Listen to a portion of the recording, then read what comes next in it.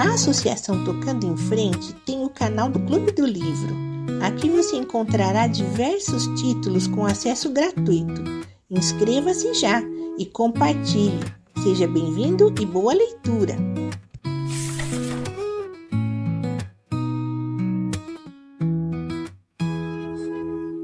Capítulo 8.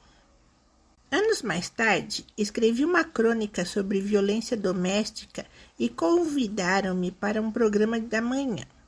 Imaginei-me a falar sobre isso com a mesma música triste a tocar por trás. Recusei.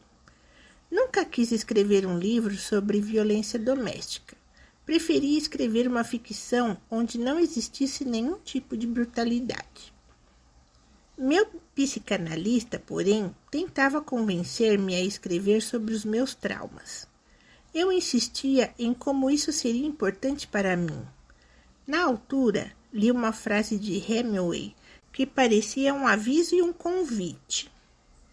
Escreve de forma dura e clara sobre o que dói. Mas eu estava farta deste assunto. Queria largá-lo como quem deixa cair uma carga pesada no mar. Tentei inventar histórias para pôr num romance e comecei algumas. No entanto, em todas estava lá eu e estava lá o Paulo. Li uma vez que escrever é mais sobre vestirmos-nos do que sobre despirmos-nos. Que chegamos nus à página, vulneráveis, e que a partir daí vamos colocando peças de roupa, camadas e camadas que vão cobrindo e protegendo a nudez. Gosto dessa imagem.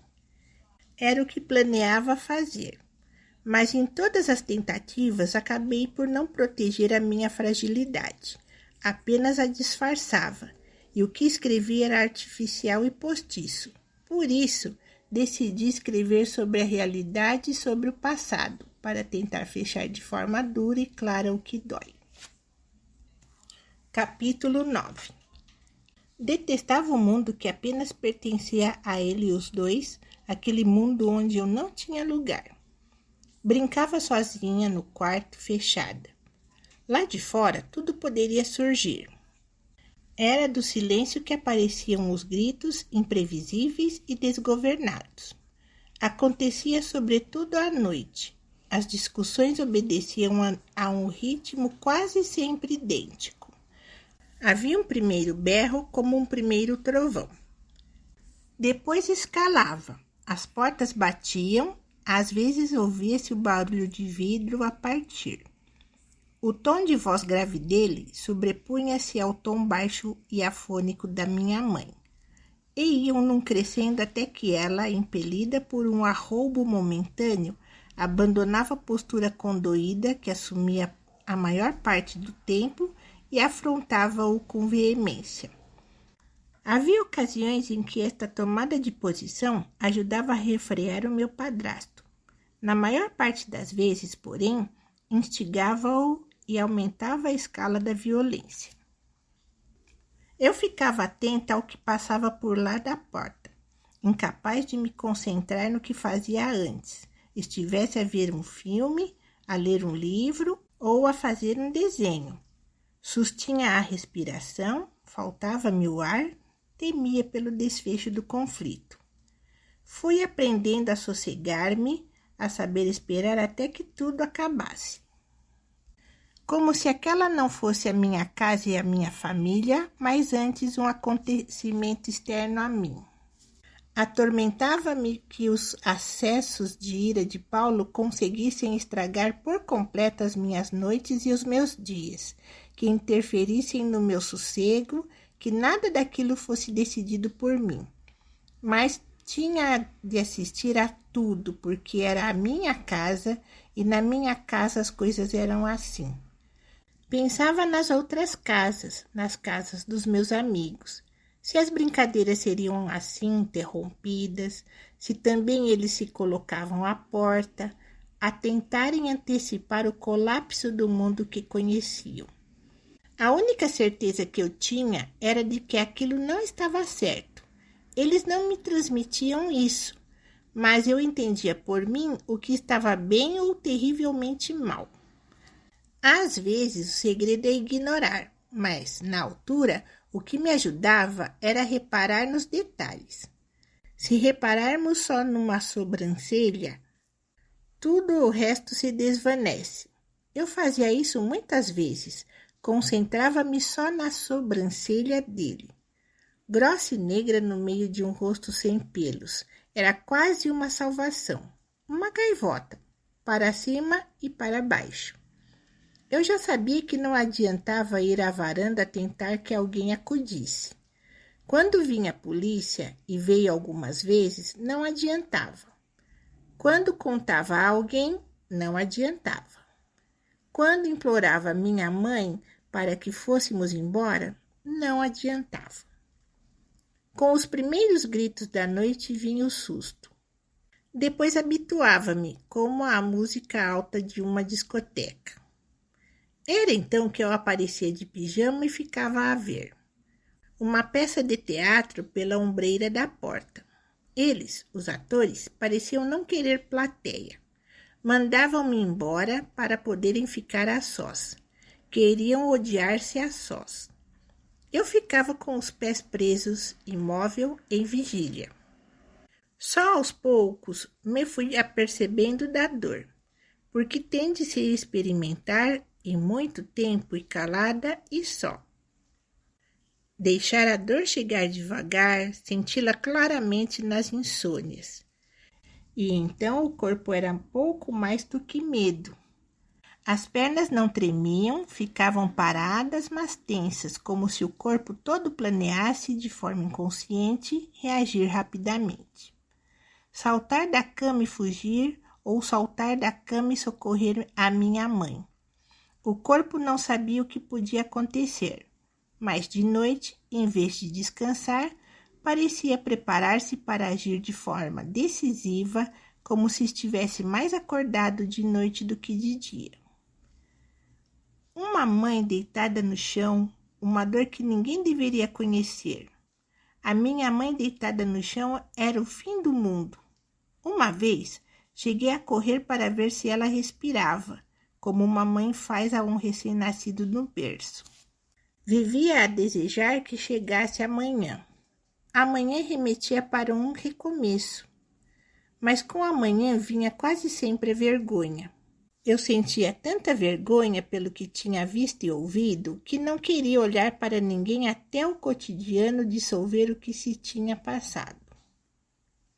Acordava, saía do quarto e avançava com passos pequenos a olhar para baixo, como se houvesse uma linha no chão que eu fosse obrigada a seguir. Murmurava um olá que vinha do fundo ou um bom dia sussurrado sem levantar a cabeça. Naqueles primeiros instantes da manhã, o levantar da cabeça era como uma acusação explícita dirigida, mais do que a ele, à minha mãe. E como não a queria maltratar, mesmo se apenas com este gesto mínimo da nuca, eu mantinha a cabeça baixa em estado de vergonha, mas manifestando uma condenação em relação ao que acontecera, em contraste com o que eles faziam, quase sempre no dia seguinte, principalmente a partir da tarde, recomeçavam tudo, como se na noite anterior ninguém se tivesse agredido nem berrado insultos nojentos. A manhã deles era também mais silenciosa, meio envergonhada, mas à tarde tudo principiava de novo. Por vezes, com descontração, com uma pergunta meio teatral da minha mãe e uma resposta do meu padrasto no mesmo tom. Era um tom de início do mundo, sem qualquer ponta de acusação de um lado ou de remorso do outro. Estranhamente, era até nele que permanecia um rancor mais duradouro, como se tivesse sido ele o alvo das ofensas e dos maus tratos. Capítulo 10. As discussões tinham fases como ondas. O Paulo fazia pausas no berreiro para ir até ao escritório consumir-se com qualquer discurso interno convincente e abastecer-se de argumentos e logo tomava balanço no corredor em passos apressados irrompendo na sala com todo vigor para uma nova vaga de insultos, gritos e portas dramaticamente arremessadas. Ele só abrandava quando estava satisfeito com o impacto da cena. O critério variava consoante o dia. Ao longo dos anos, ia ficando menos e menos satisfeito e precisava de cada vez mais violência e de causar cada vez mais impacto.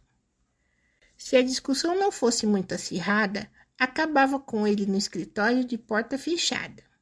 Mas se fosse especialmente agressiva, ele saía de casa.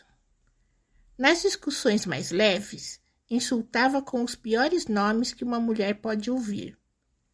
Nas mais fortes, as palavras eram apenas aquilo que acompanhava gestos e movimentos agressivos, quer dirigidos aos objetos da casa ou aos móveis, quer dirigidos à minha mãe. Eu esperava o bater da porta da rua, que anunciava que ele tinha saído, e corria para junto da minha mãe. Às vezes, abraçava-a, e não sei se era mais por ela precisar de um abraço ou por eu precisar de um abraço. Capítulo 11. Tinha medo de dormir sozinha nas noites piores, e já havia um acordo implícito de passar na cama da minha mãe essas noites em que ele saía porta fora. Ele soube deste hábito e não lhe agradava a ideia de nós juntas na cama, a esfregar os pés numa espécie de união quentinha contra sua cólera. Numa das vezes em que ele saiu depois de uma discussão, fui para a cama de minha mãe, e assim que levantei os lençóis e me deitei, senti na pele uma viscosidade que me repeliu. Os lençóis estavam besuntados. Ele tinha espalhado um creme gorduroso e espesso no lado da cama onde sabia que eu ia deitar-me. Não aguentou ver-se como aquele que leva a mulher e a filha a terem de proteger-se nos lençóis, e conspurcou também o refúgio. Queria dar cabo da solução. O meu corpo ficou todo gordurento. Lembro-me de ir a chorar, tomar banho, na esperança de que fosse possível eliminar o creme e o medo. Capítulo 12. Os momentos em casa da minha avó são os mais felizes da minha infância. O silêncio em casa da minha avó não fazia mal. Não pronunciava nada de errado. Cheirava sempre bem, os ruídos eram mais suaves, mesmo os vindos da rua. Nunca a ouvi gritar. Toda ela era contenção e escolha. Nessa época, eu não lhe via a amargura, apenas a delicadeza com que calçava as pantufas e desviava as cortinas, para entrar mais luz. A minha avó sorria, mas nunca por muito tempo, e nesses sorrisos breves escapava uma sinceridade bonita. Tinha a voz um pouco rouca, falava baixo e às vezes tossia para a colocar melhor. A sensação que a casa me transmitia era agradável, mas, objetivamente, a casa não era muito hospitaleira. Parecia toda castanha, os móveis de madeira escura, os tapetes com padrões de cornucópias sombrias. Um castanho cor de barata. E nem de propósito, ocasionalmente encontrávamos baratas. Encontrar uma barata era um acontecimento que moldava todo esse dia. A barata contaminava o ambiente. Quer eu a tivesse visto, quer o grito de algum primo me avisasse da sua presença, o resto do dia era passado em reverência e medo. Aguentávamos a vontade de ir à casa de banho para não termos de atravessar o corredor. Calçávamos os sapatos, estranhávamos de súbito a casa. Não queríamos tocar em nada. Subíamos para o sofá e levantávamos os pés.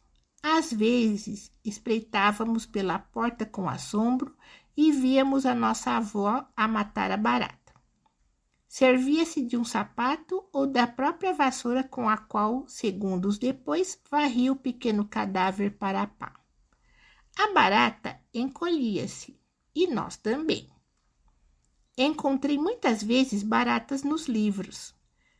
Pergunto-me se será por os escritores terem as casas cheias delas.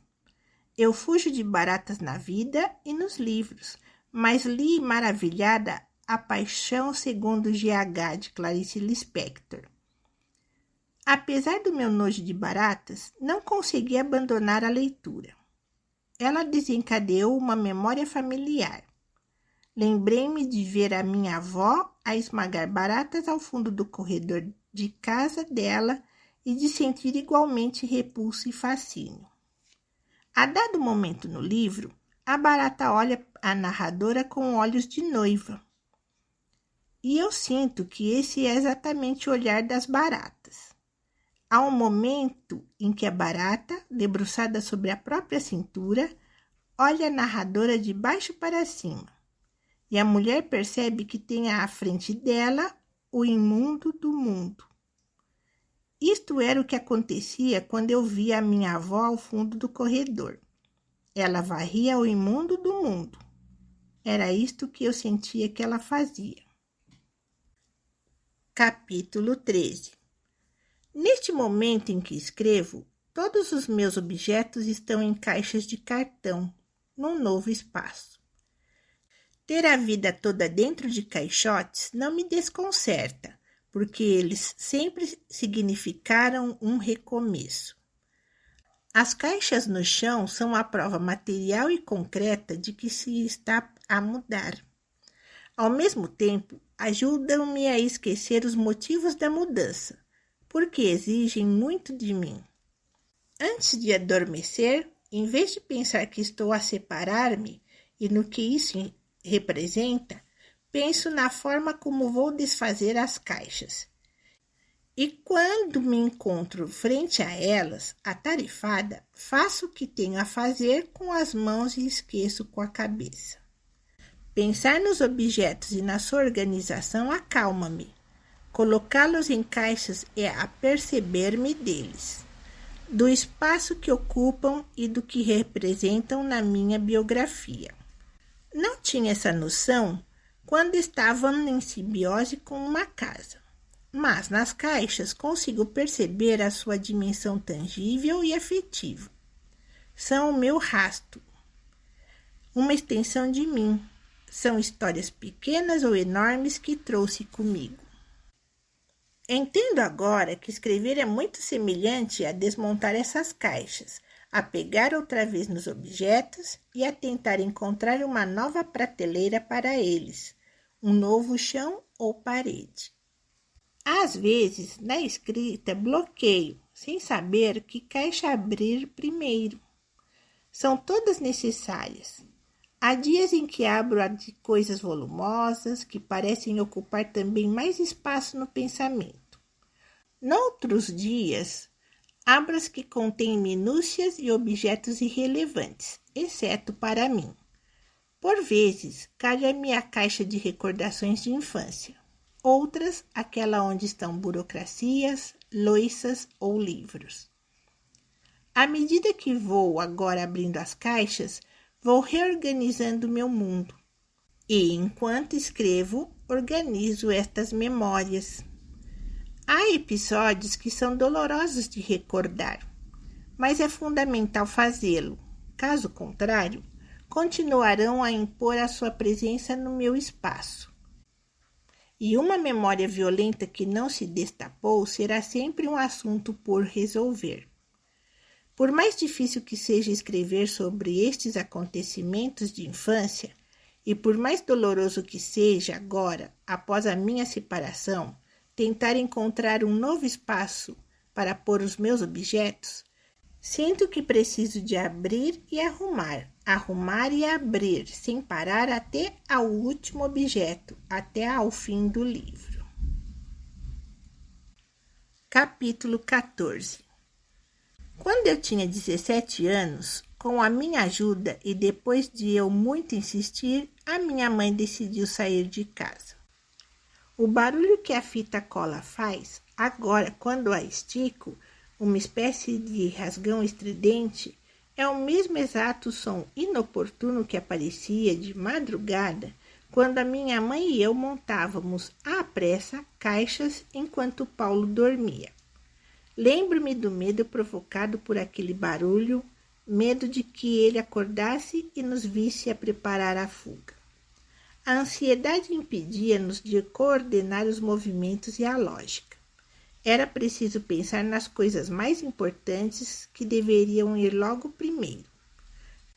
Ao mesmo tempo, não dava para mudar tudo naquele dia, por isso tínhamos de colocar apenas as coisas de que ele não desse pela falta, que eram as menos importantes. Começar uma mudança urgente pelo supérfluo era irracional, mas era o possível.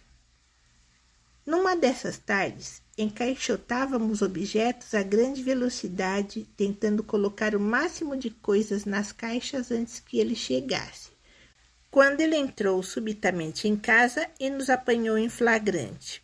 Estávamos a pôr livros numa caixa. Viu-nos, ficou em silêncio, cheio de raiva no olhar, e depois disse alto para minha mãe: "Então, ainda ontem querias dar uma queca, ninguém diria." Tive vontade de me levantar e de bater. Ele parecia encontrar sempre formas de me magoar mais e mais. Não consegui olhar para minha mãe. Odiei-os os dois. Senti ódio e nojo. Durante muito tempo, houve caixas por todo o lado na minha vida. Algumas ainda não desfeitas e cujo conteúdo era enigmático para mim, e outras já vazias. Isto acontecia nas casas para onde eu e a minha mãe íamos nos intervalos da relação dela com o Paulo, e na mudança final também. Essa suspensão parecia uma recusa em assentar. Lembro-me de estarmos numa casa na qual ficávamos pouco tempo, talvez nem 2 meses, e de haver uma caixa vazia enorme que tinha servido para alojar uma televisão. Levei-a para o meu quarto e ela transformou-se num refúgio. Pus uma almofada lá dentro, entrava lá e ficava horas a ler, protegida, no que para mim era uma casa minúscula, mas eficiente. Eu sentia-me confortável com a mudança, mas precisava de me refugiar dela. A imagem de mim em criança dentro de uma caixa de cartão, meio escondida, meio abrigada, comove-me. Capítulo 15. Um dia, abri a gaveta da mesa de cabeceira do quarto deles, do lado do Paulo, e encontrei uma pistola. Abrir uma gaveta e ver uma pistola é perturbador, especialmente uma gaveta de casa de cabeceira, que costuma guardar remédios, terços, cartões com orações do anjo da guarda ou lenços. E de repente a pistola. Era metálica e pequena. Uma pistola pequena parece que impressiona mais. Durante semanas pensei na pistola. Voltei lá um dia e peguei nela. Foi uma surpresa. Quando se pega em alguma coisa, cria-se uma ligação, estabelece-se um pacto. Em certa medida, pressupõe um compromisso. A pistola era muito mais pesada do que imaginei. Lembrava-me provavelmente uma das pistolas de plástico com que brincava no carnaval. Mas aquela era muito pesada, especialmente tendo em conta o seu tamanho. Era fria e rugosa. Fiquei muito nervosa ao segurá-la e voltei a pô-la no sítio. Nunca me esqueci dela. Tenho ideia de este assunto ter vindo à baila um dia com o Paulo e de ele ter dito que tinha a pistola para proteção. Mas aquela pistola não me transmitia proteção. Leme vocabulário dos capítulos 8 a 15. No capítulo 9, nós vamos encontrar na frase: uma peça de teatro pela ombreira da porta.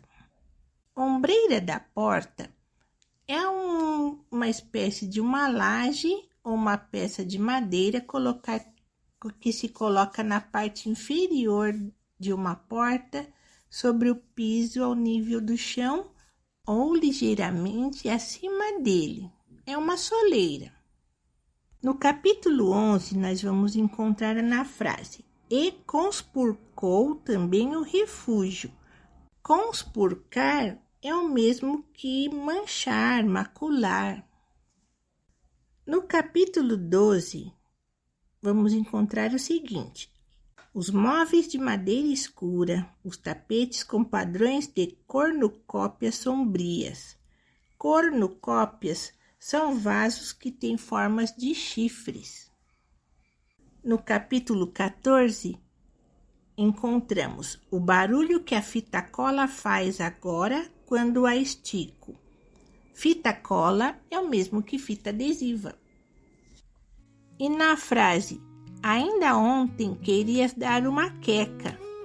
Dar uma queca é manter relações sexuais.